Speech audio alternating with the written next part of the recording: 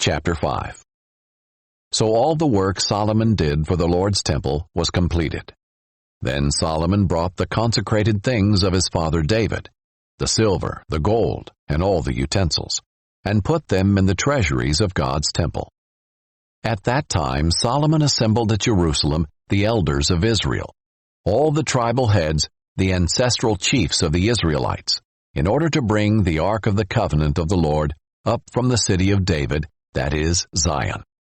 So all the men of Israel were assembled in the king's presence at the festival.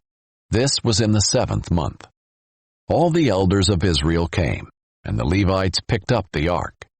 They brought up the ark, the tent of meeting, and the holy utensils that were in the tent. The priests and the Levites brought them up. King Solomon and the entire congregation of Israel who had gathered around him were in front of the ark sacrificing sheep, goats, and cattle that could not be counted or numbered because there were so many.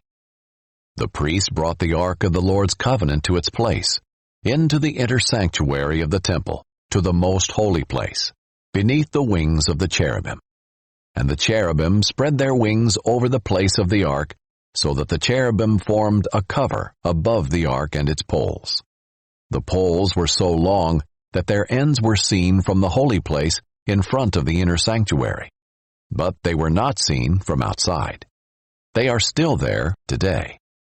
Nothing was in the ark except the 2 tablets that Moses had put in it at Horeb, where the Lord had made a covenant with the Israelites when they came out of Egypt.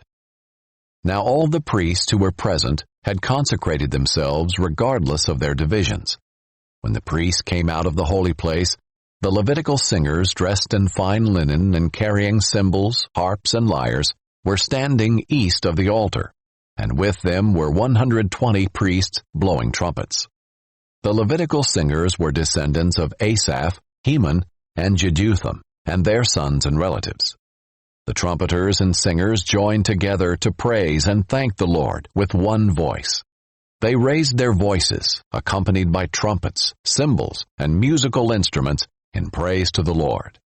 For he is good, his faithful love endures forever. The temple, the Lord's temple, was filled with a cloud, and because of the cloud the priests were not able to continue ministering, for the glory of the Lord filled God's temple.